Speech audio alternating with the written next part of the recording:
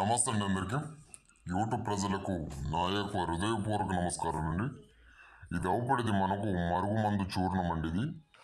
ఈ మరుగుమందు అనేది చికెన్లో కానీ, మటన్లో కానీ, ఫిష్లో కానీ, టీలో, కాఫీలో, దేంట్లో అయినా సరే మనం తాగి తినే దాంట్లో దేంట్లో అయినా పెట్టచ్చండి.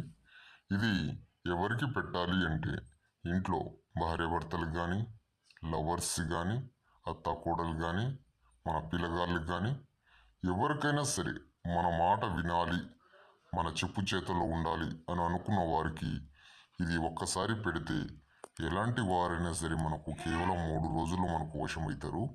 మనం చెప్పు చేతుల్లో ఉంచాలంటే ఇది ఒక్కసారి అనేది పెడితే కేవలం 3 రోజుల్లో రిజల్ట్ వస్తుంది.